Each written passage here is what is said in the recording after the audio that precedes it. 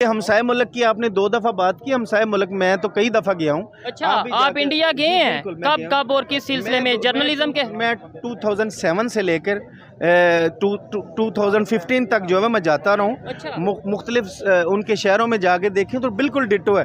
आप अमृतसर को देखें, लाहौर की फ़ोटो कापी है। आज ही की खबर है कि मतलब जो इंडिया ने मिशन मून लॉन्च किया था चंद्रयान 3 के नाम से, वो मून के ऑर्बिट में पहुंच चुका है। पहले उसने मून की फ़ोटोज़ भेजी, अब मून वहाँ से उस ऑर्बिट से वो अर्थ की फ़ोटोज़ जो सी वो सामने आ रही हैं कि उस चंद्रयान की तरफ से वो फ़ोटोज़ ली गई हैं और वो बहुत ज़्यादा वायरल हैं।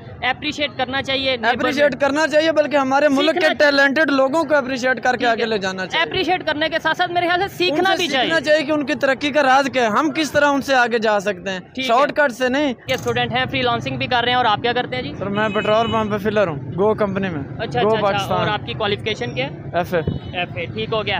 टॉपिक ये है कि जैसे अगर हम बात करें अपने पाकिस्तान की, 75-76 साल हो गए हमें आज़ाद हुए, हमें मतलब पहले गोरों से आज़ादी ली, फिर इंडिया से अलहदा हुए। लेकिन अगर साथ ही इंडिया की बात करें, वहाँ पे इस टाइम मिशन चंद्रयान की बात चल रही है। वहाँ पे जब आज़ादी का दिन आता है, कोई ना कोई इस तरीके से वो यूनिटी के लिए कोई इस तरीके से ऐप या कोई मिशन लॉन्च करते हैं। हमारे यहाँ पे वही कंसेप्ट चल रहा है 75 साल से। क्या कहना चाहेंगे, टेक्नोलॉजी की तरफ क्यों नहीं आ रहे? अभी खबर ये आई है कि वो उनका जो चंद्रयान मून के ऑर्बिट में गया है, वहाँ से पहले मून की फ़ोटोज़ भेजी हैं और अब अर्थ की फ़ोटोज़ वो भेज रहे हैं। असल में भाई बात यह है ना कि असल में अपॉर्चुनिटीज़ का फ़ायदा है। अगर मिसाल के तौर पे हमें जो हमारी गवर्नमेंट है, जैसे कि पिछली गवर्नमेंट थी, वो अपॉर्चुनिटीज़ दे रही थी। जैसे फ्रीलांसिंग में, आईटी में, हर फील्ड में उन्होंने अपॉर्चुनिटीज़ दी हैं और लोग काम भी कर रहे थे। अगर मैं अपनी बात करूं या अपनी फील्ड से रिलेटेड लोगों की बात करूं, हर बंदा काम कर रहा था, हर बंदा इसमें आगे बढ़ चढ़ के हिस्सा ले रहा था, बेहतरी की तरफ जा रहा था, हर बंदा जा रहा था। लेकिन जब से वो एक कंसेप्ट चेंज हुआ है, नई गवर्नमेंट आई है, सबको पता है कि इस गवर्नमेंट के क्या असरात हैं, इनके काम कैसे हैं। डेफिनेटली जब ऊपर का तबका ही नहीं होगा, उस हवाले से अपॉर्चुनिटीज़ वाले तबके पे भी मायूसी डेफिनेटली फैलती है। लेकिन आपकी बात से आगे सवाल ये आता है कि ये गवर्नमेंट गए तो तकरीबन साल डेढ़ हुआ, उससे पहले 74 साल 75 साल हमने क्या डेवलपमेंट की? उनका अगर इसरो है, इंडिया की एक एजेंसी है, तो हमारे यहाँ पे भी स्पार्को है। हमने क्यों नहीं कोई सैटेलाइट लॉन्च कर दी? हमने क्यों नहीं कोई मिशन मून लॉन्च कर दिया? हमने असल में इसलिए नहीं किया ना, असल में उनकी जो गवर्नमेंट है वो एंड लेवल तक अपॉर्चुनिटीज़ देती है। हमारी, आप मुझे बताएं कि कौन सी यूनिवर्सिटीज़ हैं पाकिस्तान में जो इस तरह की कोई डिग्री करा रही हूँ, कि जो इस तरह की स्पेस टेक्नोलॉजी के मुताबिक करवा रही हूँ, या उसके ऊपर कोर्स करवा रही हूँ। मेरे ख्याल में मैं तकरीबन पिछले 6-7 साल से इस फील्ड में हूँ, आईटी की फील्ड में, यूनिवर्सिटीज़ में भी जाता रहता हूँ, इस्लामाबाद में भी मैं रहा हूँ। मुझे कोई ऐसी यूनिवर्सिटी में कोई ऐसा कोर्स नहीं मिला जो इस तरह की अपॉर्चुनिटी दे या अवेयरनेस पैदा करे, या कोई इस तरह के फंक्शंस हों जिसमें वो ये चीज़ बताएं कि यार आप इस तरह करो, या वहाँ की जो एक्सपेरिमेंट करो, कम अज़ कम नाकाम भी हो कोई इशू नहीं है, लेकिन प्रैक्टिकल तो कुछ ना कुछ होना चाहिए। आपने बोला कोई यूनिवर्सिटीज़ नहीं, मैं ये समझता हूँ शायद यूनिवर्सिटीज़ हैं, एक नस्ट का बड़ा नाम है जो कि स्पेस टेक्नोलॉजी के हवाले से काम कर रही है, लेकिन प्रैक्टिकली जब स्टूडेंट्स को इस फील्ड में नहीं लाया जाएगा, इस तरफ नहीं लाया जाएगा, तो मैं समझता हूँ वो बुक्स हम पढ़ भी लेंगे, डिग्री हासिल, स्पेस टेक्नोलॉजी की डिग्री भी हासिल कर लेंगे, हमें फ़ायदा नहीं है। वही ना, प्रैक्टिकल इंसान कैसे आता है? जब वो डिग्री उसने कर ली है मिसाल के तौर पे, वो प्रैक्टिकली तब आएगा जब उसके पास सारे इस तरह के मौके होंगे। आगे वो प्रैक्टिकली कहाँ पे करने जाएगा?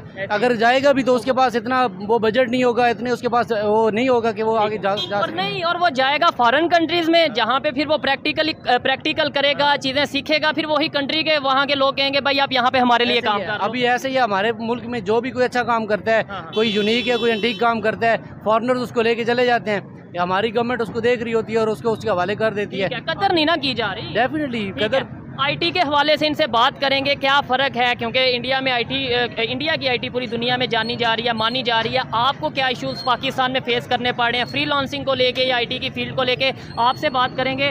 मुझे बताइए, टॉपिक तो आपने सुन लिया कि हमारे यहाँ पे क्या एक हमने जो अपना एक विजन बना रखा है, नेबर कंट्री जिससे हम अलहदा हुए, और 14 अगस्त की भी जो सा हमारे उनके साथ ही 14 अगस्त 15 अगस्त इसी वजह से होती है जी, हम उनसे कंपटीशन और ये चीज़ें होता है। लेकिन क्या कहना चाहेंगे आप? वो कभी चंद्रयान 3 लॉन्च कर रहे हैं, कभी वो जो सा बड़ी बड़ी टेक्नोलॉजी लॉन्च कर रहे हैं, कभी वो जो सा वो मिशन ओशन लॉन्च कर रहे हैं। बेसिक वजह अवेयरनेस की है और जो है ना इनफरादी तौर पे इस बात पे अमल करने की है कि हमने पाकिस्तान के लिए भी कुछ करना है। ये चीज़ ऐसे ही है, ये नहीं है कि हमने किताबें पढ़ी चाहे वो टेक्नोलॉजी की हो, मैंने तो अभी बहुत पढ़ा भी नहीं है, टेक्नोलॉजी की हो या किसी चीज़ की भी हो, हमें इनफरादी तौर पे ये इसलिए इस चीज़ के लिए तैयार होना पड़ेगा कि हमने पाकिस्तान के लिए भी कुछ करना है। इस मुल्क ने बेशक हम शुरू से गुर्बत में ज़िंदगी गुजार रहे हैं, बहुत सारे लोग भूख अफलास में गुजार रहे हैं, नहीं लेकिन बुरा वक्त तो देखें हर कंट्री में आता है ऑलमोस्ट। वो हमें ये सिखाना चाहिए कि हमने इस मुल्क के लिए कुछ करना है। इसने हमें रिहाइश दी है, हमें बहुत सारी सहूलियात दी हैं, आज़ादी दी है।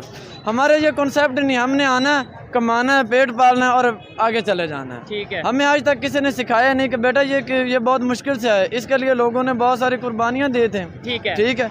एक वो इंडिया की औरत थी बड़े सगीर में, उसने कहा था कि अगर इंडिया के पास 100 पाकिस्तानियों के पास 100 गांधी हों और हिंदुओं के पास एक जना होता तो कभी भारत जुदा ना होता। वो क्यों था? वो बंदा ही था, वो मर्द ही था, लेकिन उसने लोगों के लिए सोचा, फायदे के लिए। कायदे आज़म की बात कर ठीक हो गया। हम ना अपने लिए सोच रहे हैं, ना अपने बच्चों के लिए, ना मुल्क के लिए। हमने खाना कमाना, खाना और सो जाना। इसके कायदे आज़म ने तो लोगों के लिए सोचा, लेकिन आज वही लोग सोच रहे हैं कि कायदे आज़म ने हमारे लिए क्या सोचा, कि मतलब जो सिचुएशन है 10 बंदों को कहना तो वो क्या इस मुल्क की है जी, इस तरह के। तो आप बताएं क्यों नहीं हम सीखते, हम क्यों नहीं अभी भी यही माइंड बना के बैठे हुए हैं कि भाई नहीं उनकी तो बात नहीं करनी, जो उसकी बात करेगा वो गद्दार है। भाई सीख लो ना, तो उन्हें कोई फ़ायदा है हम अगर उनकी तारीफ करते हैं ना हमें है सच, लेकिन फ़ायदा हमें हमारे पाकिस्तान को होगा कि भाई हम भी डेवलपमेंट की तरफ जाएं। यार असल में पिछले 75 सालों से 76 सालों से हमारे जहनों में इन्होंने यही बात बिठाई हुई है, वो दुश्मन है और हम लड़ रहे हैं। बस हमारे जहनों में ये हम ये अच्छी चीज़ें देख ही नहीं रहे। उनके लोग देखो और उनके लोग क्यों तरक्की कर रहे हैं, डेवलपमेंट क्यों कर रहे हैं। उनके बच्चों में ये ज़हन साजी नहीं होती कि हमारा दुश्मन है पाकिस्तान, उनसे लड़ो और उनसे हमने ये जंगें करनी है, ये करनी है, वो करनी है। उनके माइंड सेट ही ऐसे नहीं होते।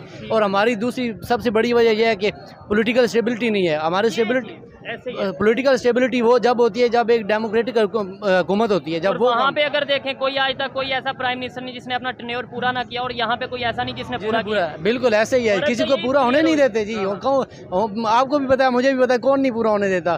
जब जब भी कोई लीडर यहाँ पे कोई गेन करता है, पॉपुलैरिटी गेन करता है या कुछ होल्ड रखता है, उसको हटा दिया जाता है, बाहर भेज दिया जाता है, जब साइड पे लाइन कर दिया जाता है। अभी हमारे सामने इमरान खान की मिसाल आपके सामने है, हर बंदा जानता है कि क्यों किस केस में, बोगस केस में डाला हुआ है। तो ये पॉलिटिकल स्टेबिलिटी जब तक नहीं होगी हम नहीं तरक्की करेंगे। जाहिर बात है, पॉलिटिकल स्टेबिलिटी होगी तो ही हमारी जो गवर्नमेंट होगी वो लॉन्ग टर्म पॉलिसीज बनाएगी और उन पॉलिसीज को लेके चलेगी। एक गवर्नमेंट पॉलिसी बनाती है, साल डेढ़ बाद वो गवर्नमेंट चेंज हो जाती है, वो पॉलिसीज को भी खत्म कर दिया जाता है, फिर नई गवर्नमेंट आती है, नई पॉलिसीज। इसी वजह से हम जो थोड़ा सा आगे जाते हैं, फिर एक कदम आगे जाते हैं, 10 कदम फिर पीछे आ जाते हैं। इस वजह से शायद डेवलपमेंट की तरफ नहीं जा पा रहे। खैर, अच्छा लगा इनसे बात करके। अस्सलाम वालेकुम। जी वालेकुम अस्सलाम। आपका नाम? मेरा नाम ताहिर मेहदी है जी। क्या करते हैं सर आप? जी मैं पेशे के एतबार से तो जर्नलिस्ट हूँ, जबरदस्त। और यही आपको पता है इस मुल्क में एक इन्फॉर्मेशन का बेहतरीन जरिया है। ठीक है, लेकिन इन्फॉर्मेशन का बेहतरीन जरिया तो है, मेन स्ट्रीम मीडिया से है या सोशल मीडिया से? ये बताएं, फिर बताएंगे वो इन्फॉर्मेशन का मेन जरिया। नहीं, मैं मेन स्ट्रीम मीडिया से हूँ, इलेक्ट्रॉनिक मीडिया से। ठीक है, तो आपको लगता है कि जो इलेक्ट्रॉनिक मीडिया, फिर टॉपिक की तरफ आते हैं। टॉपिक हमारा ये है टेक्नोलॉजी के हवाले से, लेकिन ये कि मेन स्ट्रीम मीडिया पे जो खबर पाकिस्तान में चलाई जाती है, आपको लगता है कि वो बिल्कुल अनबायस्ड रह के खबर चलाई जाती है? नहीं, यहाँ पे हमारे ख़ास तौर पे जो पाकिस्तान का मीडिया है ये मुख्तलिफ़ हिस्सों में तकसीम है। मुख्तलिफ़ पॉलिटिकल पार्टीज़ जो हैं उनके साथ ये बट चुका है। अब जो हुकूमत आती है, मीडिया हाउसेस जो हैं जो उनकी फेवर में होते हैं वो खड़े हो जाते हैं, दूसरे अदारों को दबा दिया जाता है। तो मैं समझता हूँ ये एक मुनासिब अमल नहीं है। सहाफ़त एक बड़ा अहम तरीन पेशा है, बड़ा मुक़द्दस पेशा है। आप आम आदमी की आवाज़ बने,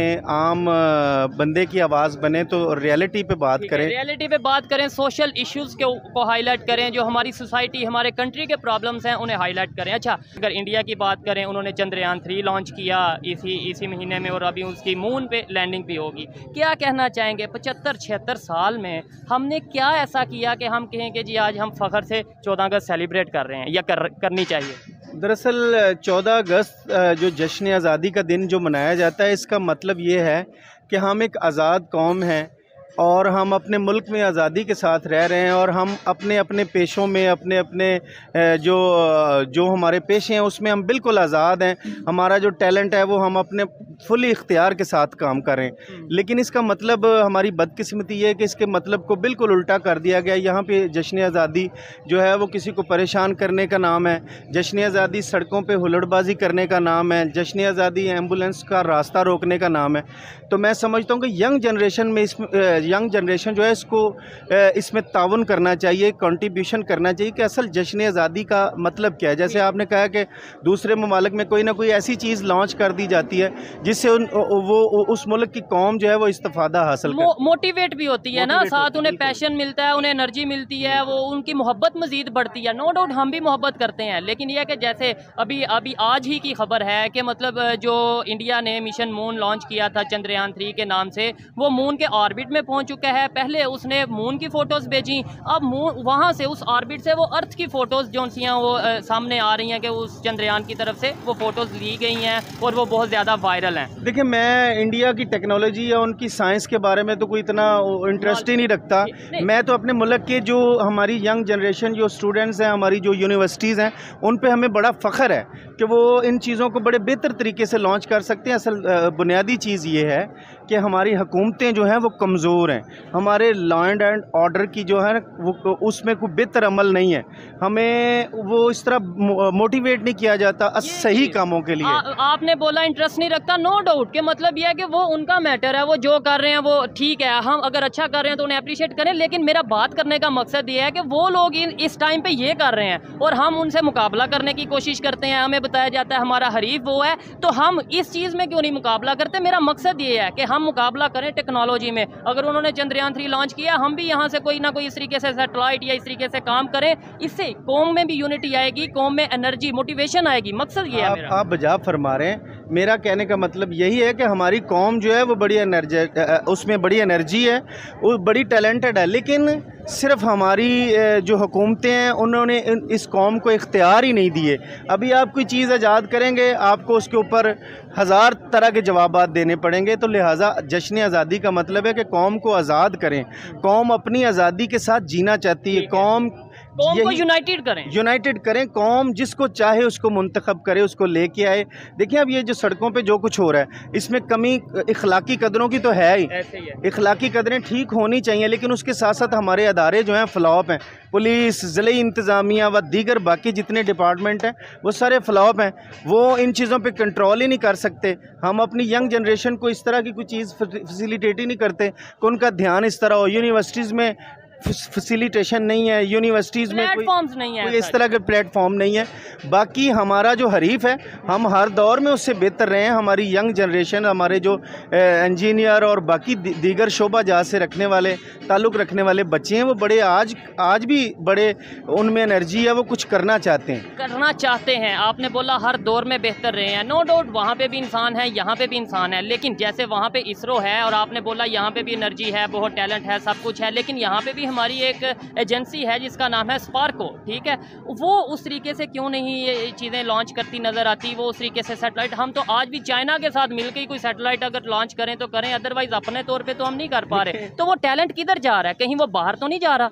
बात बहुत आगे निकल जाएगी अगर आप समझते हैं कि आप तो सहाफ़ी हैं, आपको तो फिर खुल के बात करनी चाहिए ना। यही तो मैंने मैं समझता हूँ कि मेरी अपने जर्नलिज्म के इल्मियत से पहले मुझे अपने मुल्क की इज़्ज़त और मुल्क के एहतराम को मद्देनज़र रखना है। हमारी फोर्सेस, हमारे अदारे जो हैं उनको मद्देनज़र रखना है कि उनकी रिस्पेक्ट और उनका लॉ और कानून क्या है। देखिए, स्पार्को एक अपनी जगह पे अदारा है, उसकी कोई परेशानियां होंगी ये पाकिस्तान का हर आदमी समझता। अब इतना एजुकेट कर दिया सोशल मीडिया ने कि हर बंदा समझता है कि अगर कोई आगे नहीं बढ़ पा रहा तो क्या मसला है। हाँ, पॉलिटिकल इशूज़ में लोग अपना फैसला नहीं कर पाते तो उसकी क्या वजह है, ठीक है। लेकिन हमें अपनी इखलाकी कदरें बेहतर करना होंगी, पहले खुद को ठीक करना होगा। अगर मैं खुद